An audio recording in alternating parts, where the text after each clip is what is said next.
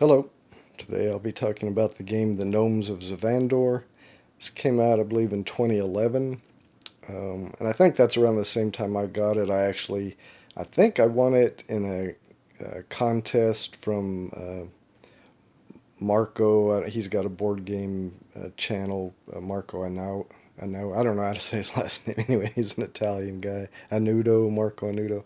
Anyway, I think he was having a contest way back, somewhere around 2011, 2012, something like that. And I think that's where I won this, but I can't guarantee it, but that's kind of what I recall. Anyway, I got it sometime around back there. I've only played it a few times. Tried to play it once with my family, like back in 2015. We didn't finish it, even though it's not a long game. I can't remember the reason why we didn't finish it, but then I've played it twice solo since then. So let me get started with how to set up. Alright, the game board here is a puzzle board, so you put this piece in the middle, Diamantina, and then you'll place the mining districts in order around, and you can see they have like this is a 1 here, and that goes on the top. You can see this is Roman numeral 2, that goes here. So the other pieces will fit around. Let me get that set up. Alright, so when the board is assembled, you get the Diamantina centerpiece and then the mining districts in order 1, 2, 3, 4, 5. The gold in the game is these cards. They come in values 1, 2, 5, 10, and 50. So you'll set those somewhere near the game board, preferably near a player that you'll choose to act as the banker and kind of handle the money for the bank. Also, you'll place somewhere near the game board your supply of gemstones. You got diamond, emerald, sapphire, ruby, and wild. These, even though they have 2 icons on the top, they're value 1. There are some value 4s as well, in case you need to use those, and I've just got those at the bottom of my pile. So you can separate the 4s out from the 1s if you desire, however you want to do it, but I just put them in one pile with the 4 value gemstone cards on the bottom. You give each player 23 gold to start. I'm setting up for a 3-player game, so each player has 23 gold. You'll place the wandering gnome marker on one of the mining districts. You just choose at random. So for me, I'll just roll a die. 1, we know that's this one here. If I'd gotten a 6, I would just re-rolled it till I got either 1, 2, 3, 4, or 5. You can't put the wandering gnome in the Diamantina district. It has to be in one of the mining districts. And I should mention that your gold is kept in your hand. You don't have to reveal how much of that you have to other players. Though when you get gemstones, those are kept in front of you so the other players will know what gemstones you have. You'll take the 24 mining rights tiles and shuffle them up and then distribute them face down in the mining districts like so.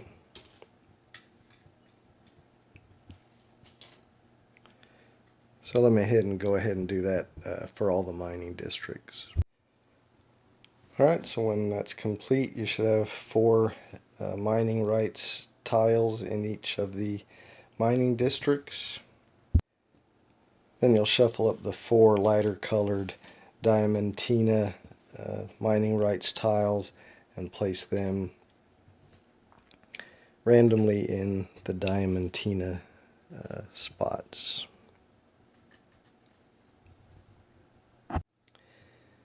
You'll then separate your artifact cards into piles labeled 1 and 2, and your jewelry cards into piles 1, 2, and 3. You'll shuffle those stacks separately.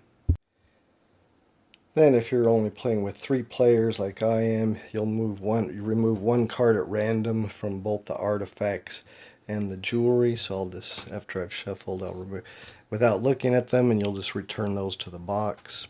If you were playing with only 2 players, you would remove 2 of the 1 cards from the artifacts and 2 of the 1 cards from the jewelry. Once that's done, you just stack the 1s on the 2s and 3s for the jewelry, and the 1s on the 2s form 2 different stacks, one of artifacts and one of jewelry. Then you'll draw the top 3 cards of both piles and just set them next to the game board. So here I've got the top 3 artifact cards, and here I've got the top 3 jewelry cards. You take the 6 trader cards and just lay them out somewhere near the game board so where all players can see them. You then take the gem market board. This will show the current values and target values of your gems, the diamonds, rubies, sapphires, and emeralds, and you set them at their starting values.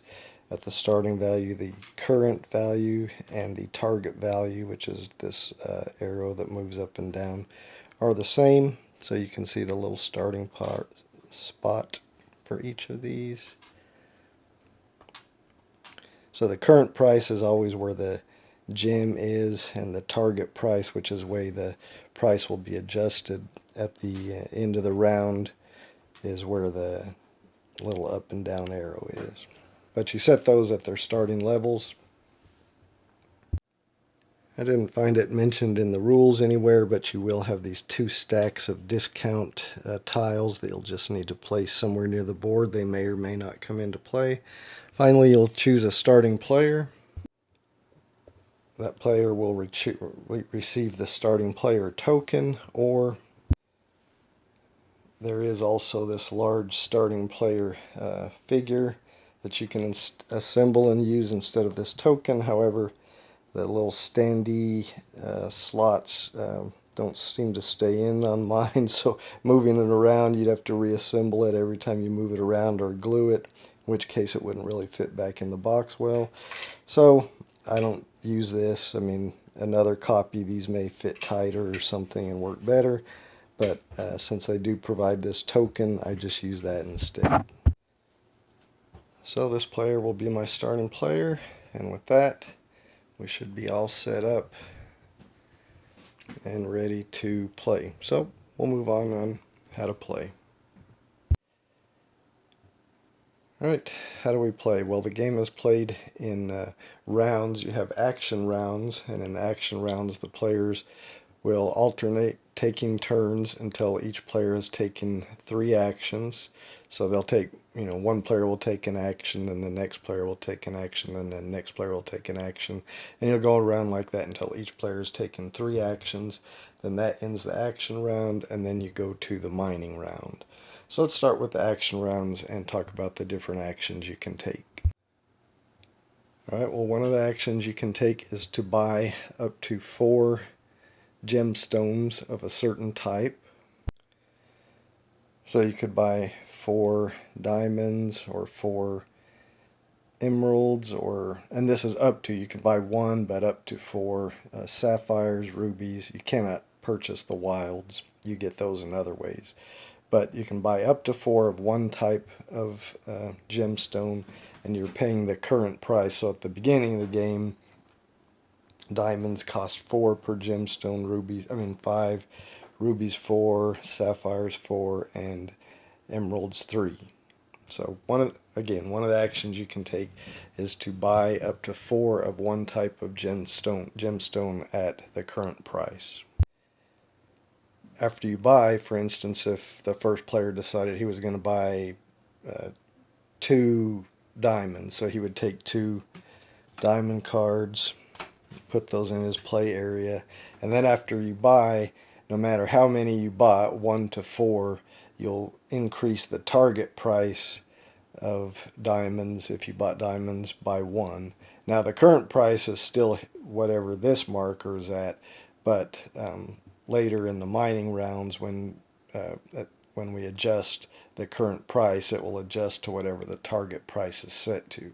So when you buy, if you take your action to buy gems, again up to 4 of one color after you purchase, then you'll increase the target price of that gemstone type that you bought by 1.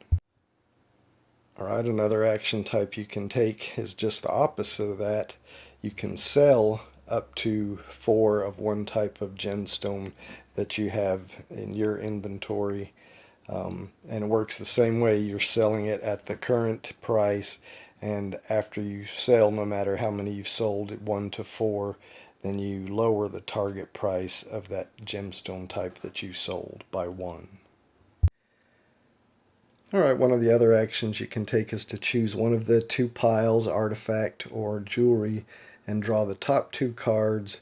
Choose one to keep in hand and discard the other one to the bottom of the pile. Now, that card in your hand is not one that you actually have in play, so you don't get the benefits from it while it's in your hand. You'll have the opportunity at a later time where you can buy an item, and we'll talk about that later. And these artifacts and jewelry provide benefits, and again I'll talk about those shortly. But one of the actions you can take, as I just mentioned, is you can draw 2 cards from one of the piles, choose one of those cards, keep it in your hand, and put the other one face down in the bottom of the draw pile. Another action you can take is to buy one of the mining rights tiles in either the mining district that the wandering gnome is currently in. So at the beginning of this game, it would be you could purchase one of these, and the costs are shown here. You would have to have 3 rubies and 2 emeralds to purchase this one, 2 rubies and 3 emeralds to purchase this one, 2 diamonds and 3 emeralds to purchase this one, and 3 diamonds and 1 emerald to purchase that one. So again, you can purchase one of the mining rights tiles in the district the wandering gnome is currently in, or one of the mining rights tiles from Diamantina, and again you pay the cost shown there. If you purchased one, you take that and put it in your area, and then again, now you would have to have had those gemstones in your supply to pay that, and when you pay, you just put them back, those cards back here in the supply. But then you have to increase the target price by the total cost paid. So if you bought this mining rights tile that cost 3 diamonds and 1 emerald, you would have to, since you're increasing the target price by the total cost paid, you'd increase the target price of the diamonds by 3, because it was 3 diamonds, and the emeralds by 1. So different from just buying or selling gems, where no matter how many you bought up to 4, you just increase it by 1. When you are buying a mining rights tile, you increase it by the total amount that you paid in gems. And the mining rights tiles may provide you with victory points. Anything in this shield is a number of victory points, so this would provide you with 1 victory point. As well, in the mining rounds, you'll get to collect a number of this type of gem when you get to the mining round, so this would provide you with 1 sapphire when you get to the mining rounds. Now I should mention that when it is your turn, before you take an action, you can pay 1 gold to take a soil sample, and when you do that you can choose any mining rights tile on the board and secretly look at it and see what it is, and then put it back. And you can do that as many times as you want, as long as it's before you take an action. So you could pay 2 gold and look at 2 of them, or 3 gold and look at 3 of them. Again, that's taking a soil sample, and you just look at it, keep it secret to yourself, and then replace, however many you looked at. Alright, well, another thing you can do, another action you can take, is to buy an item. You can buy one of the face-up artifacts or jewelry, or if you have one in your hand because you did that action where you get to draw two and take one in your hand, you could purchase that one that's in your hand. So either one of the face up or one that's in your hand. And the prices you'll pay seen here. So like if you bought this one, you'd pay 1 diamond, 1 sapphire, and 2 rubies, for example, or 2, 2, 1, and 2. Now the jewelry, they mostly just provide you with victory points. So if you purchase this one, it's worth 6 victory points. This one's 3. This one's 5. So when you purchase it, you take it, put it in your play area, and then similar to buying the mining rights tiles, then you have to then increase the target price of each of the gemstones used by the number used. So if you purchased this one, then you'd have to then increase the target price of diamonds by 2, rubies by 2, sapphires by 1, and emeralds by 2. And again, you just keep that face up in front of yourself so other players can see it, but that is worth victory points. And once you buy one of those, then you draw from the draw pile and replace it. So there's always 3 of each available. Now the artifacts are a little different. You still pay the cost shown here, so this one would cost 4 sapphires, 2 emeralds, and it would be worth 1 victory point, but they also have some other benefit. So for instance, this one is an homunculus, so like an automaton, and basically if you purchase that and put it in your play area, besides being worth a victory point, it also gives you an extra action. So the other players each get to take 3 actions in a round. If you have this, you would get to take a 4th action. If you purchase this, besides being worth a victory point, I think it's called the Alchemeister, and in the mining rounds you would get to collect 12 gold. And this one would allow you to collect the B pile of discount tokens, and then you can spend those when you're purchasing gems to get a discount. So get 3 off the price, minus 3 off the price per gemstone you purchase, or 4. So once you use one of those, you discard it. So you've got a limited amount of them, but it would allow you to get this stack of discount tokens. There are a few other types, and there are more of the same type. Similarly, when you purchase one, you draw another one and replace it. If you happen to get 2 of these, then you would get to take 2 extra actions per round. If you had one of these that gave you 12 and another one that gave you 10, then you'd get 22 gold in the mining rounds. So their benefits are cumulative if you have more than one of the same type. And just like buying mining rights tiles or buying jewelry, if you purchase one of these, you increase the target price of the gems you spent to purchase them by the total amount. So if you purchase this one, you'd increase the target price of sapphires by 4 and emeralds by 2. So 1, 2, 1, 2, 3, 4. And I should have mentioned, if you ever do the action to draw 2 of one of these types of cards, either artifacts or jewelry, and keep one in hand, if you should do that action again and you still have one in your hand, you hadn't bought it, then you can only ever have one in your hand. So if you would take that action again, you would have to decide one of the ones to keep in your hand and discard the other one along with the other one you drew back to the bottom pile. So you can ever only have one in your hand. All right, so another action you can take is to take a trader card. So if a trader card is up here available, you can take one and put that in your play area. And that follows up to one of the other actions you can take, which is to use a trader card.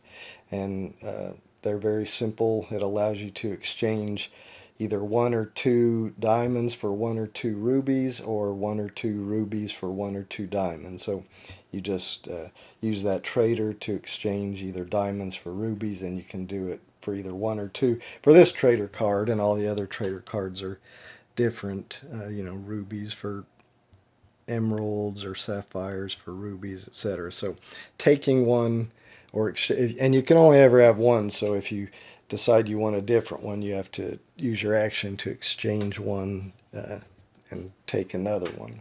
And then one action you can take is to actually use it. So you can't take it and use it with the same action. You take one for an action and then you have to use a future action to use it. But once you have it, it stays in your area until you exchange it for another one. And the last action you can take is just simply to take 4 gold and put it in your hand of money.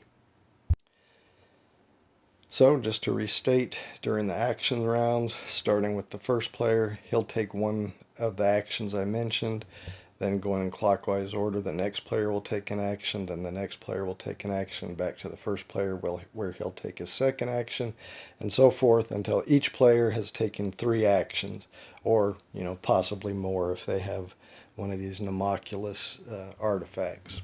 But for the most part, until each player has taken 3 actions. After that, then you move on to the mining rounds. So let's talk about that now. Alright, so after the action rounds, you go to the mining rounds. First thing you do in the mining rounds is each player that has mining rights tiles will collect 1 gem of the type they own for the first type for the first tile. So for instance, this guy would collect 1 diamond. Then for any similar mining rights tiles of the same gem type, they then collect 2. So he would get 1 for the first one, but 2 for the second one. If he had a 3rd diamond, then he would get 2 for that one as well. This guy just has 1, so he just gets 1 sapphire, and this guy just has 1 emerald, so he gets 1 emerald. Then, for each gem collected, the target price decreases by that amount. So for the diamonds, because there were a total of 3 diamonds collected, the target price would decrease by 3. Because there was 1 sapphire collected, the target price for sapphires would decrease by 1. And because there was 1 emerald collected, the target price for emeralds would decrease by 1. If you have a mining rights tile like this, you would get 1 diamond, and then this is a wild, so you'd get to choose 1 wild, 1 gemstone of your choice for that wild icon.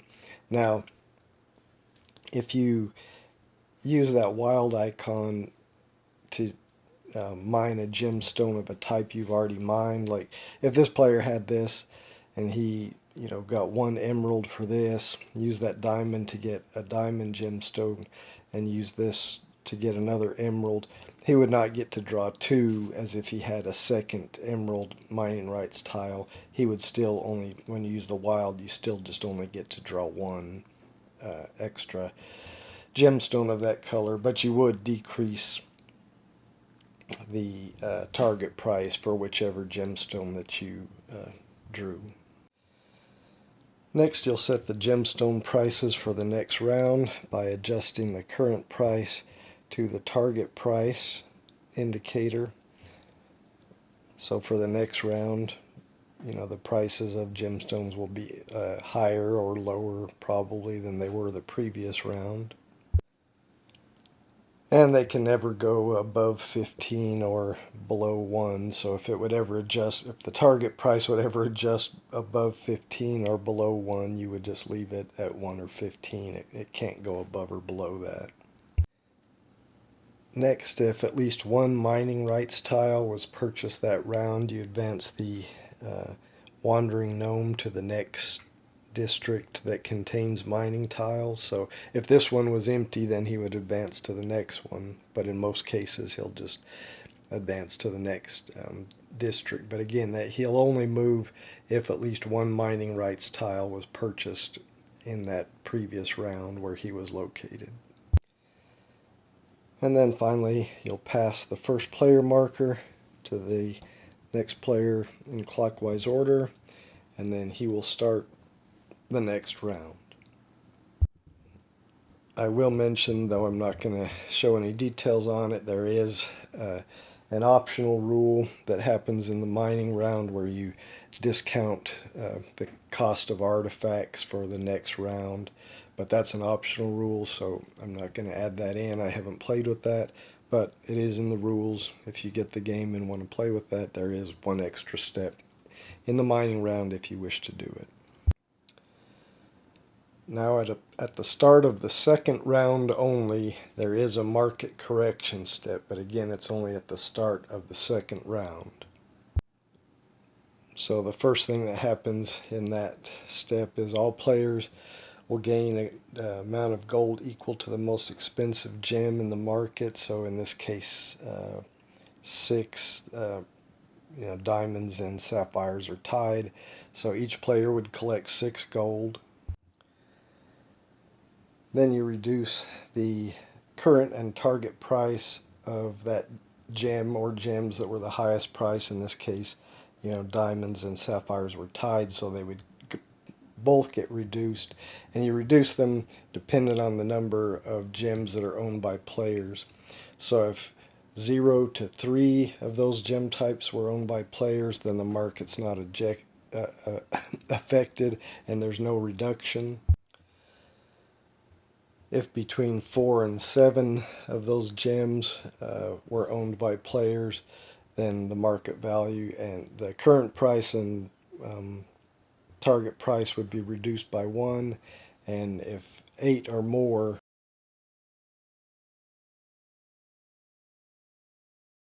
again, that's only in the second round. After that, that does not happen. So then you would just play the next round, just as I talked about. You have the action round, then the mining round, and you continue doing that until a number of victory points are reached, and that depends on the number of players. In a 3-player game like I have set up here, as soon as a player has 18 victory points in their play area, they've collected 18 victory points from jewelry, artifacts, mining rights tiles. Then when that happens, you'll go ahead and complete that round, that set of action rounds. You won't have a mining round, but you'll complete that set of action rounds, and then at the end of the action rounds, whichever of the players has the highest total of victory points is the winner. If there's a tie, then the tied players will sell all their gemstones back to the bank at the current price, not the target price, but at the current price, and then whichever among those tied players has the most money then is the winner. So that's it. I will set everything back up how it was right after we did setup, and then we'll do a few example turns. Alright, I think I got everything set back to how it should have been right after we did setup, so I can start doing my example turns. They've each got their 23 gold. This player is the first player. So just for an example, like I said, on your turn, before you take an action, you can spend 1 gold, which this player will do, to do a soil sample, to just kind of, he'll look for himself and see what that tile is. Oh, okay, it's a ruby, and it's worth 1 victory point. And he could do more if he wanted to pay more money, but that's all he's going to do. Alright, so he knows that these are the ones that are going to be available for sale currently, so he needs to get some rubies or some emeralds or some diamonds.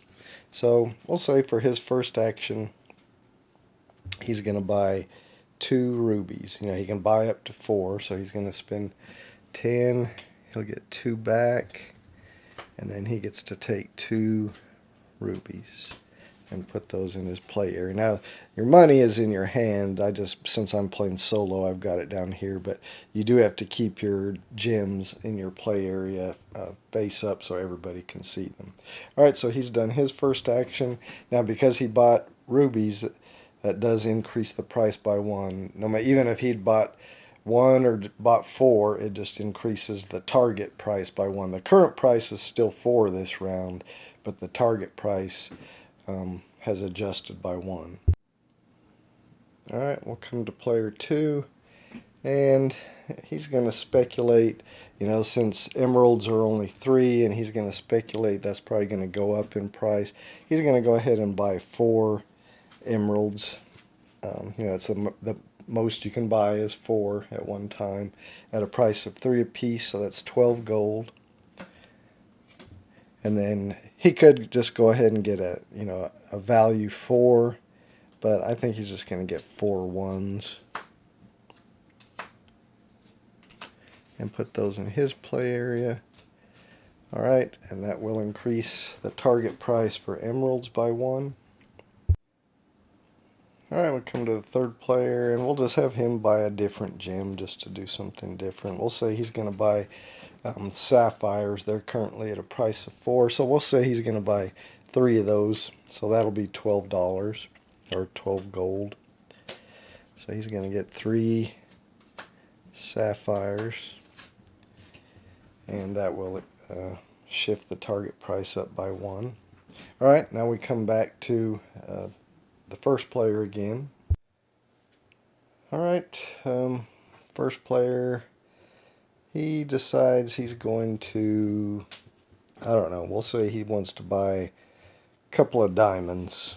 They're at 5 a piece, so that'll cost $10 or 10 gold to buy 2 diamonds. Put those in his play area, and that shifts the target price up 1 for diamonds. All right, back to the second player. He's going to buy a couple of rubies. They're still at price of 4, even though the target price is 5. The current price is still 4, so he's going to buy a couple of rubies. That'll be 8, so he'll get 2 gold back, and then he takes a couple of rubies.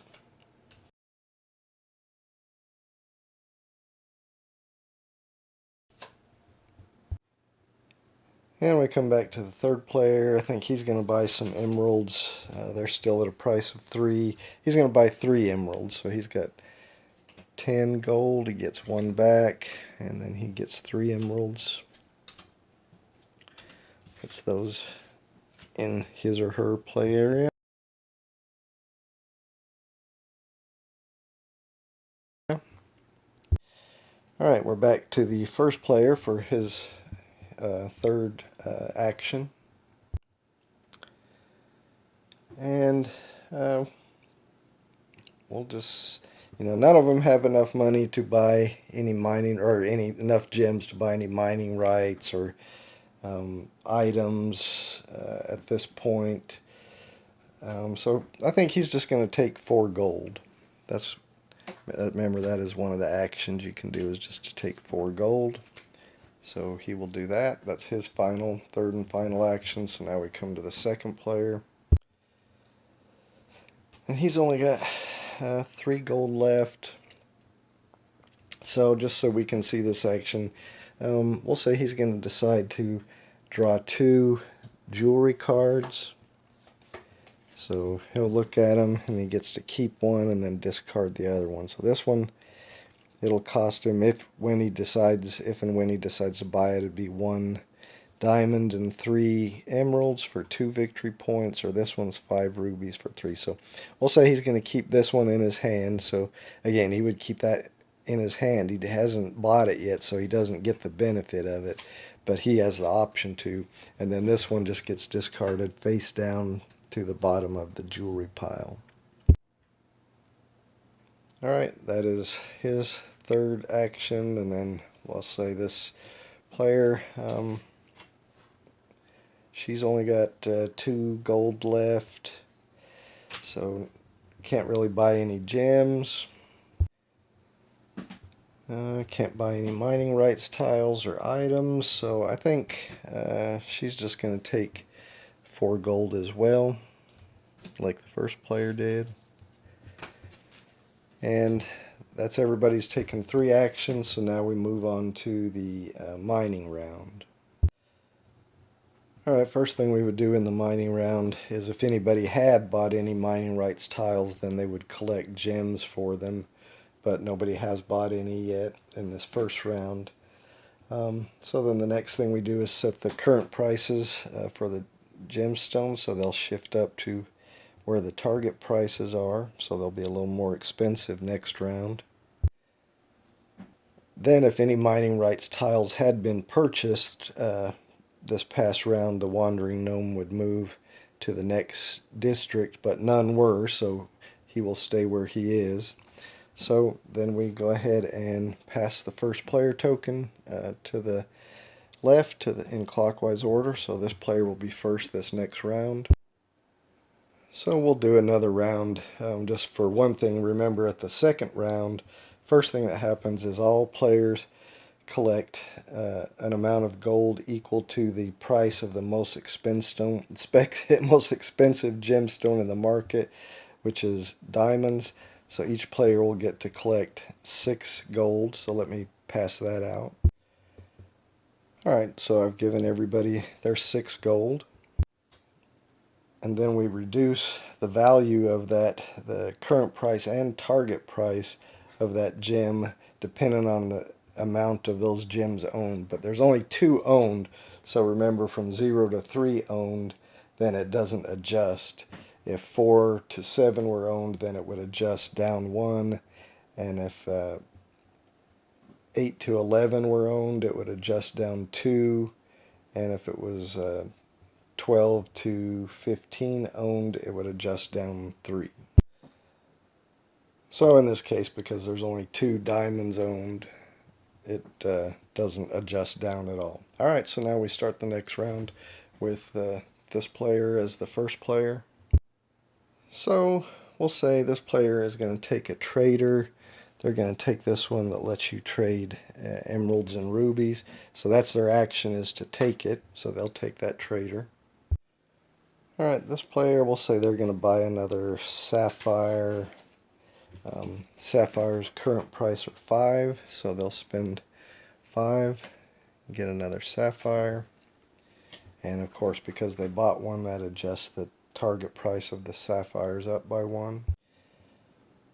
Alright, this player, they're going to buy emeralds. They're going to buy 3 of them. They're 4 apiece, so they got to spend 12. So they bought 3 emeralds, so that is going to adjust the target price up 1.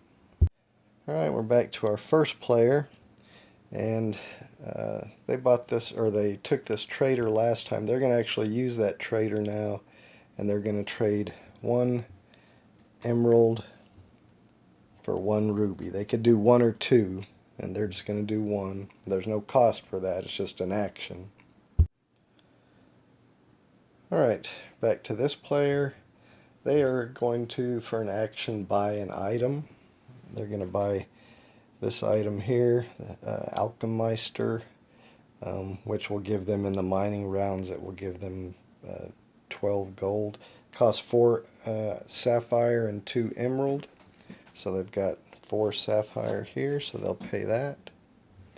And 2 emerald here, so they will pay that. Then they get to take that item, put it in their play area, and then they have to adjust the market by the total amount of gems that they spent. So for sapphires it's going to go up 4, and for emeralds it's going to go up 2.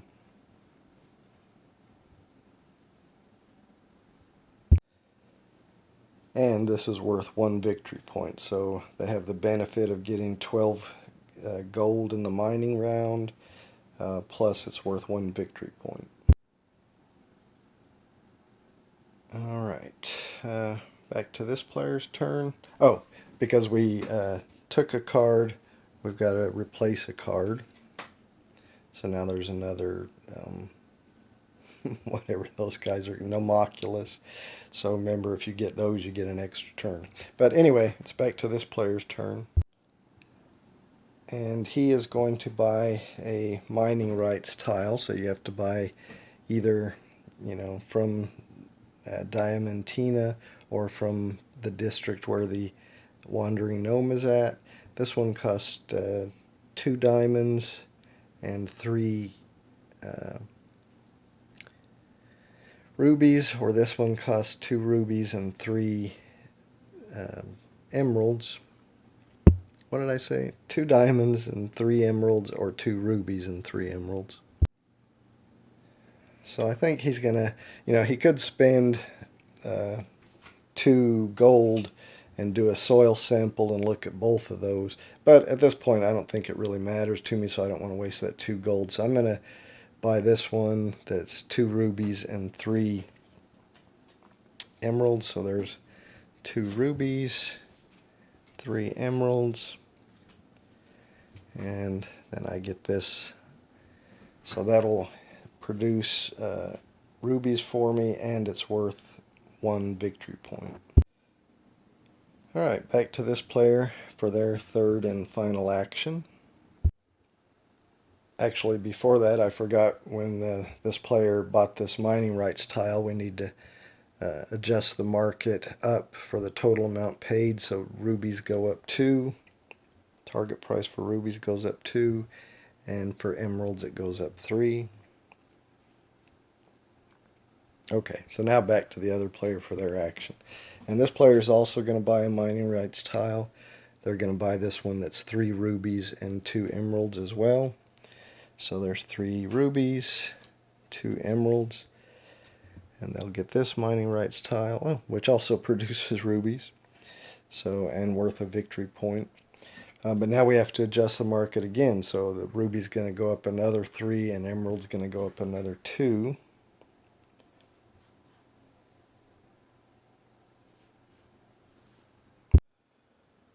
Alright, so that's his final turn. Back to this player. She only currently has 7 gold, so not too much she can get, but it does look like the price of emeralds is going to skyrocket, so maybe she wishes she could get 2, but she'll just purchase 1 emerald for 4. So that will give her an emerald. Well, I put those on the wrong thing. Foolishness. Alright, and she'll take an emerald, and because she purchased 1, that's going to send it up 1 more. Alright, that is her final turn, so back to this player for their final turn. They have only got 2 gold, so not really much they could do. They could draw 2 cards and keep 1 if they wanted to. They don't really, all they have is 2 diamonds, so they can't purchase any more any items or mining rights tiles. They could take a trader, but I don't know if that's going to do them any good. So I think they'll just get 4 gold. So there we go. Alright, and that's going to end. That's everybody's taken 3 actions, so that's going to end the action rounds. Alright, the first thing we do in the mining round is collect gems. So this player will collect 1 ruby. Now if they had another ruby mining rights tile, they would collect 2 for that one. But since they just have 1, they just collect 1. And then depending on the number that you collect of that gem type, that lowers the target price. So rubies will go down 1. Now this player doesn't have any. This player also collects a ruby. So that will also send the ruby target price down 1. That's all the gems that anybody has to collect at this point.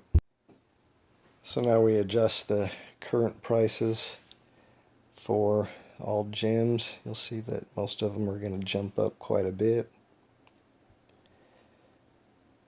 But, in later rounds when players have bought quite a few of these mining rights tiles and they're collecting a lot of gems, the prices will start coming down because they drop for every gem you collect. So early on in the game the prices will go way up, but as the rounds go on and you players get a lot of these mining rights tiles, even though the target price may go up during the action rounds, it drops down quite a bit in the mining rounds. But alright, so we set the prices for the next round. because there were mining rights tiles purchased in this district this round, the wandering gnome will move. So now next round, these will be the ones that you can purchase, along with you can always purchase the ones that are in Diamantina or Diamantina. Then the first player marker will move to this player, and they will begin the next round. And you won't do that step that I said is in the second round only, where players gain gold to whatever, from whichever gem is the highest, and that adjusts. That's only in the second round. So now we would just start with this player. So I don't know. I mean, I guess we saw a lot of how this plays doing 2 rounds of it. It seems kind of slow early on. Players only have, this player has 1 victory point and this player has 1 victory point. Well, this player does have 1 also. So they're all tied at 1 victory point. And it does go kind of slow early. But as players start to get a lot of these mining rights tiles, and they start purchasing maybe some of these jewelry that oh, and I did forget one thing. This guy in the mining round, because he had this card, he should have collected 12 gold. So you can see now he'll start getting quite a bit of gold that he can use to purchase gems with and get these tiles. So the early game is kind of slow as players are just trying to get their mining rights tiles, but before you know it, players are buying a lot of these items and they've got a lot of gems, and the middle and end game come around pretty quick. In a 3-player game, you're just trying to get to 18 points. So it does come around quicker than you think. But like I said, the early game, when you're just trying to gather some gems and buy some of these tiles, it's a little bit slow. But once you start mining and pulling in a bunch of gems every round, then it starts going a lot quicker. So anyway, I have not played this game opposed with any other players. I did play it with my wife and daughter, but we didn't finish. That was way back in 2015. And again, I don't remember why we didn't finish. I just noticed in where I logged the game on Board Game Geek that it said we didn't finish it. So but the last 2 times I played it, I just played it solo, and it was okay. I didn't love it, but I think if you were playing with other players, it might be fun. I would, I can't make a judgment until I've actually played an entire game with people that enjoy gaming. My wife and daughter don't really enjoy playing games all that much, so the little bit I played with them, I don't really count that. So anyway, I think you get a good idea of how the game plays. Thanks for watching. I hope you enjoyed it.